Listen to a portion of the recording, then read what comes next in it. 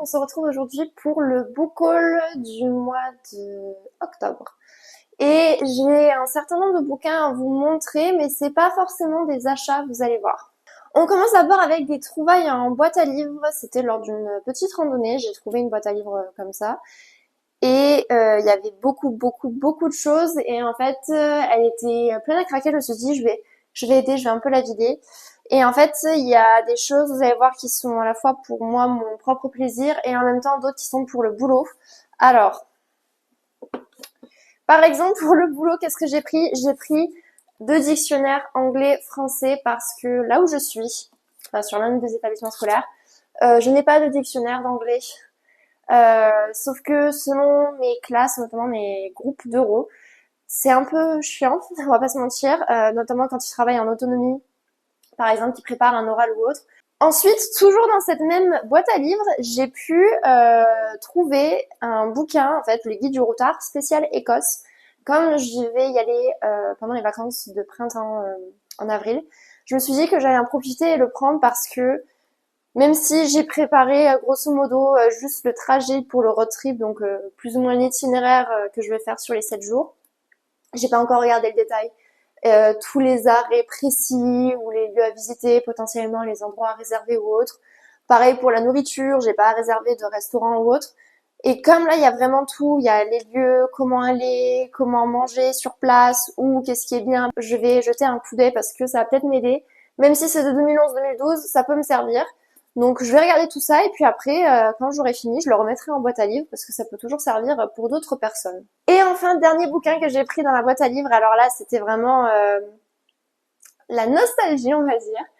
Ceux qui me suivent depuis plus ou moins le début de ma chaîne, peut-être que vous vous en rappelez, mais j'ai commencé sur YouTube avec une vidéo sur un roman qui parle de la bête du Gévaudan. C'est comme ça que j'ai commencé, que je suis arrivée sur YouTube, j'ai parlé de la bête du Gévaudan.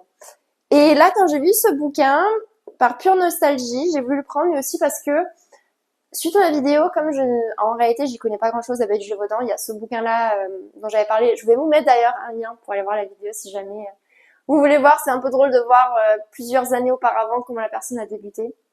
Même si là, c'était il y a 2 ans et demi en gros. Mais bref, j'avais eu des commentaires de personnes qui, pour le coup, avaient l'air de s'y connaître clairement mieux que moi et qui m'ont dit, justement, selon les bouquins, en fait, selon qui en parle et selon les recherches ou autres, il n'y a pas forcément les mêmes versions. Du coup, je me suis dit, bah, ce serait cool que je lise justement à l'avenir un autre ouvrage de quelqu'un d'autre qui parle de Bête du Gévaudan pour un peu confronter les 2 bouquins que j'ai lus sur ça et puis aussi un peu me faire un meilleur avis sur ça, quoi, sur ce sujet-là. Donc j'ai pris celui-ci qui est beaucoup plus gros que celui que j'avais lu qui était très petit, très court.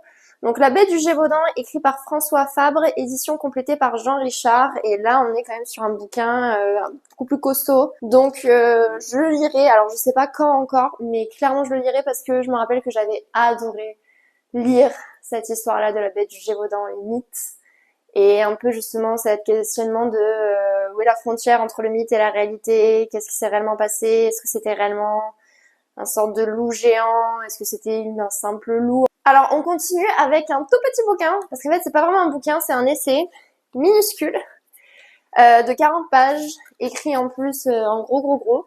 J'avais acheté l'essai Les Imbéciles, écrit par donc Giovanni Papini, aux éditions, alors je connais pas ces éditions-là, du coup à chaque fois j'oublie. Les éditions Alia. Pourquoi? Parce que je l'avais vu passer en fait dans le magazine Lire. Et j'avais lu un extrait et ça m'avait intriguée et je me suis dit ah tiens j'ai envie de le lire parce que la façon dont c'était présenté dans le magazine Lire c'était que c'était un peu une ode aux imbéciles, donc j'ai voulu le lire parce que ça m'a rendu un peu curieuse et je vous en parlerai dans le bilan lecture d'octobre parce que je l'ai déjà lu, vous verrez mon avis au final. Ensuite on continue avec 2 services de presse que j'ai reçus. Le tout premier est tout simplement Les Princes de la Nuit, écrit par Jacques Forjas. Donc il s'agit du tome 2 des Fantômes de Versailles, c'est publié aux éditions Albin Michel. Je vais vous rediriger par là vers le tome 1 que j'avais lu et critiqué. J'avais plutôt bien aimé, franchement. Il y avait quelques petits points de détail, on va dire, où j'avais eu un peu de mal, mais bon, j'avais bien aimé. Donc je me suis dit pourquoi pas lire aussi le tome 2 qui vient tout juste de sortir. Je l'ai déjà lu, donc pareil, vous verrez mon avis dans le bilan lecture du mois d'octobre. J'en raconte pas plus, si ce n'est que ça se passe à l'époque du Roi Soleil. On est vers les années 1670 à peu près. On a l'inspecteur général, je crois qu'on l'appelle comme ça, ou peut-être que je me trompe, mais Larénie, qui est une vraie figure emblématique qui existait, qui a fait plein de choses positives pour Paris en matière de sécurité et autres. Et en fait, on suit donc dans chaque tome différentes enquêtes inspirées évidemment de vrais faits et d'histoires vraies. Et donc dans celui-là, ça va être en lien avec les sorcières, l'église, enfin bref, j'en dis pas plus parce que je vous en parlerai en détail dans le bilan lecture. Mais tout ce que je peux vous dire, c'est que j'ai préféré ce tome-là au tome 1. Deuxième service de presse que j'ai reçu, alors ça faisait un petit moment que je n'en recevais plus parce que tout simplement je les acceptais plus. Là, c'est un service de presse d'un auteur auto-édité. Il s'agit de Dissolution, donc écrit par Clovis Villette ou Villette. Je pense qu'on dit Villette, vu qu'il y a deux L. Et là, c'est un peu beaucoup en lien avec le contexte politique actuel en France. Donc, je vais vous lire le résumé parce que j'ai pas envie de potentiellement mal présenter le roman, comme je l'ai pas encore lu, je peux pas réellement bien vous le présenter, on va dire. Donc, un roman d'anticipation réaliste au cœur de l'Assemblée nationale et de l'écologie radicale. Entre tensions sociales et catastrophes naturelles, la France devient chaque jour plus instable à l'aube des élections présidentielles. Deux amis d'enfance sortent de Sciences Po. Lui rêve de rejoindre l'Assemblée nationale, elle de s'engager pour l'écologie. La campagne fait rage. Il découvre la noirceur derrière les beaux discours. La démocratie vacille. Dans un monde en perte de sens, entre convictions politiques et passions amoureuses, entre batailles parlementaires et combats de rue, ce roman interroge sur les limites du militantisme, la place de la culture et l'avenir de l'humanité. Donc j'ai accepté parce que quand l'auteur m'avait contacté, il m'avait parlé de son roman. Ça a un peu fait écho évidemment avec ce qui se passe actuellement en France et ce qui va potentiellement se produire dans les années à venir. Donc j'ai accepté, sachant que ce qui m'a fait aussi accepter, c'est le fait que l'auteur m'a dit, alors j'espère que c'est vrai, que c'est pas une phrase générique qui est sortie pour toutes les demandes auprès de n'importe qui, mais que mes chroniques lui avaient beaucoup plu et que surtout en fait le fait que voilà, si j'aime pas et je le dis, ça le dérange pas du tout et que justement il a envie d'avoir mon avis, qu'il soit positif ou négatif. Donc c'est pour ça que j'ai accepté, parce que ce qui m'avait fait justement arrêter d'accepter les SPE directement auprès d'auteurs, c'est que beaucoup n'ont pas compris le concept de service de presse. À moins que tu me payes, que tu me donnes de l'argent pour que je dise ah c'est trop bien, même si ça je le ferai pas parce que c'est pas dans mon éthique. Je suis pas censée, parce que tu m'as envoyé ton roman gratuitement, dire qu'il est trop bien. En fait, bah non, je suis honnête, je vais dire ce que j'en pense. Et donc avec certains, je n'avais pas aimé, j'ai dit que je n'ai pas aimé, et pourquoi, on me demande des arguments, sauf que ça n'avait pas plu, et je me suis pris des critiques et des injures, même parfois à la figure. Donc c'est pour ça que j'avais arrêté. Donc là, que l'auteur dise que ce soit positif ou négatif, je suis ouvert. J'ai accepté. On poursuit avec un tout petit roman. Alors en fait, c'était pas du tout prévu que je l'achète, mais je l'ai eu pour, je crois, l'équivalent d'1 euro.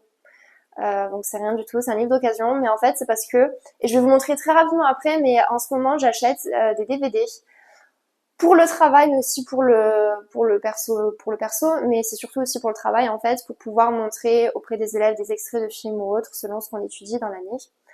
Et en fait, quand je voulais acheter l'un des DVD, j'ai regardé la boutique de la personne sur Vinted parce que parfois on trouve d'autres choses qui nous intéressent, donc on fait un lot. Et là, c'est ce qui s'est passé, puisque j'ai pris le roman L'œil du loup, écrit par Daniel Pennac. Et il faut savoir que ce roman, je l'ai lu quand j'étais à l'école primaire, dans le cadre de l'école justement. Donc la maîtresse qui nous avait prêté le bouquin, parce que je me rappelle qu'à l'époque, nos parents ne devaient pas les acheter à l'école primaire, c'était l'école qui les fournissait, et on avait lu et étudié L'œil du loup. Et j'avais adoré, ça m'avait marqué quand j'étais petite, enfin j'avais beaucoup aimé, et je m'en rappelle encore maintenant en tant qu'adulte. Et Daniel Pennac, c'est un peu particulier, je vous en parlerai peut-être dans une vidéo, parce que du coup, ça m'a vraiment donné envie, donc je pense que si je peux, que je trouve vraiment du temps, mais dans les mois à venir, je relirai certains de ces romans, mais là pour adultes. Mais j'ai une relation un peu particulière avec cet auteur-là, dans le sens où, en fait, tout au long de ma vie, cet auteur m'a suivi à travers les différents âges et au fur et à mesure que j'ai grandi. Et ces romans m'ont toujours apporté quelque chose, en fait. L'œil du loup, c'est un roman jeunesse. Je vous lis donc le petit résumé. Dans un zoo, un enfant et un vieux loup borgne se fixent, œil dans œil. Toute la vie du loup défile au fond de son œil. Une vie sauvage en Alaska, une espèce menacée par les hommes.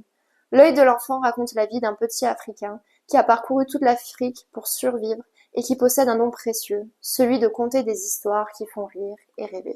Tout dernier roman de ce book haul, je l'ai acheté, alors là c'est du neuf, je l'ai acheté en librairie.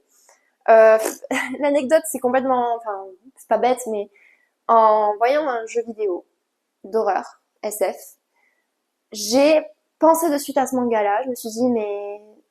En fait, sur le coup, je me suis dit, mais est-ce que c'est adapté du manga? Parce que je trouvais que l'esthétique et notamment le visuel, enfin, le physique des personnages, tout ça, et même le contexte SF, un peu horreur, m'a fait penser à ce manga. Je me suis dit, est-ce que c'est adapté ou pas? J'ai été voir, pas du tout, ça n'a rien à voir à première vue. Mais je me suis dit, bah j'aimerais bien du coup quand même lire ce manga parce que je me rappelle à l'époque, il me semble que c'était PewDiePie, le youtubeur qui en avait parlé.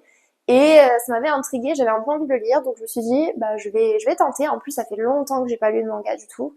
Donc j'ai pris, mais alors là c'est la version de luxe, mais je pensais pas qu'elle ferait cette taille-là, parce qu'en fait je l'avais précommandé, enfin, pour aller le récupérer en librairie. Et en fait il est énorme, mais il m'a coûté que 14 €, enfin c'est pas très cher. Donc c'est le tome 1 de Blame, qui est écrit par Tsutomu, alors la prononciation je sais pas du tout, hein, mais Tsutomu, je sais pas, Nihai, bref. Euh, voilà, c'est un gros manga SF et avec pas beaucoup de dialogue honnêtement. Je vais vous montrer des extraits mais j'ai peur que ça spoil ou quoi. Enfin, mais je sais même pas si de là où je suis on voit bien ou pas les pages. Comme j'adore la SF, que j'aime beaucoup l'horreur, mais alors l'horreur pas en littérature bizarrement. Alors peut-être parce que j'ai pas assez essayé. Mais au cinéma, j'adore les films d'horreur. Enfin, j'adore ça et je suis très critique sur ça. Pour que j'aime un film d'horreur, c'est rare, mais j'adore en regarder même quand c'est mauvais. J'adore ça. Donc le fait qu'on ait le côté SF que j'adore, que ce soit au cinéma ou en roman plus l'horreur, voilà, j'ai voulu tester. Donc à voir. Je l'ai pas encore lu. Je sais pas quand est-ce que je pourrais le lire. Je pense que je peux quand même tenter de le lire dans les mois à venir parce que bon, ça doit se lire assez vite quand même vu que c'est un manga et puis qu'en plus de ça, il y a très peu de bulles. Petit point particulier, au lieu de suite arrêter la vidéo, je vais vous montrer très rapidement les DVD que j'ai achetés. Si jamais ça vous intéresse, ça aussi que je vous montre, par exemple, notamment au niveau du cinéma, mes achats de temps en temps, je peux vous les montrer. Après, faire des vidéos carrément où je parle de films ou autres, peut-être aussi, pourquoi pas. Après, je suis tellement une amatrice que limite ça me gêne parce que j'ai peur que des gens viennent en mode qu'est-ce que tu racontes, t'es nul, tu sais pas ce que tu dis n'importe quoi. Bon, je sais pas, mais pourquoi pas peut-être parler par exemple de mes top 5 films d'horreur, des trucs comme ça, SF ou pour moi quels sont les meilleurs films de tous les temps, ce genre de choses à voir. Mais en fait c'est des DVD que j'ai achetés donc comme je l'avais dit en début de vidéo pour le boulot majoritairement, mais aussi pour moi-même, je pourrais les re-regarder. Donc j'ai pris par exemple Les Incroyables Aventures de Wallace et Gromit parce que avec mes sixièmes je vais étudier un peu Wallace et Gromit pour différentes choses, notamment pour la description d'une maison, les pièces, etc. Et j'ai pris, alors là c'était neuf pour le coup, voilà c'est Gromit, le mystère du loup-garou à la Fnac parce qu'il était qu'à 7 €. Ensuite j'ai pris, alors ça, à voir, j'aimerais bien essayer de le glisser en extrait ou autre, comme je vais faire une séquence sur les gangsters à l'époque de la prohibition aux États-Unis avec mes élèves de quatrième. Mais j'ai pris Le Parrain, qui est un grand classique que j'aime beaucoup. Après, je vous avoue que j'ai une énorme préférence pour le 1, les autres, ils sont bien, mais je trouve que c'est pas aussi bien que le premier. À chaque fois, je prends des DVD parce que au boulot, il n'y a pas de lecteur Blu-ray. Au mieux, on a des lecteurs DVD et je suis même pas sûre que dans les établissements où je suis, il y en a, parce que sur les établissements, parfois, il y en a même pas de lecteur DVD. Mais moi, j'en ai un, et comme j'ai qu'un lecteur DVD, j'achète des DVD pour ça, parce que les lecteurs Blu-ray, je vous avoue que je suis pas encore prête à passer le cap de dépenser cash comme ça 120 balles juste pour le boulot parce que il me faut un lecteur Blu-ray. Non, je dépense déjà des centaines d'euros par an pour l'éducation nationale parce qu'elle ne fournit pas certains trucs, mais je vais pas non plus aller jusque là.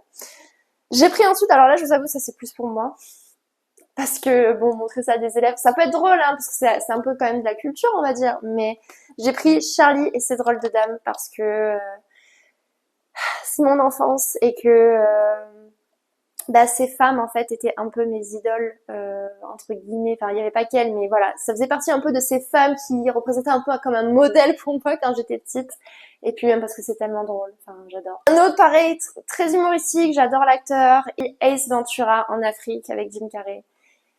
que des trop bons films. Enfin bref, je trouve ça dommage parce que j'ai l'impression que de nos jours on n'a plus ce genre de film qui sort, mais c'était des pépites. Et un dernier, alors ça je vous avoue, je pense que ce sera plus quand je retournerai en lycée. Je me verrai plus faire ça avec des lycéens parce que le niveau va être trop dur avec des collégiens. Mais Orgueil et Préjugés, le plus connu, j'ai envie de dire, de nos jours auprès des jeunes et des trentenaires. Mais donc ça y est, c'est la fin de ce book haul. J'espère qu'il vous aura plu. N'hésitez pas dans les commentaires à réagir, à me dire ce que vous en pensez. Est-ce qu'il y a des romans qui vous tentent ou pas? Est-ce que vous avez été plutôt raisonnable en ce mois d'octobre ou est-ce que vous avez acheté pas mal de choses? Pareil pour les DVD, n'hésitez pas à réagir si ça vous rappelle certains souvenirs. Enfin, pour soutenir la chaîne, pour permettre de lui donner un peu plus de visibilité, n'hésitez pas à vous abonner si ce n'est pas encore fait, à liker la vidéo ou encore à la partager sur d'autres réseaux sociaux. Moi, je vous dis à très bientôt pour une autre vidéo. En attendant, portez-vous bien. Ciao, ciao!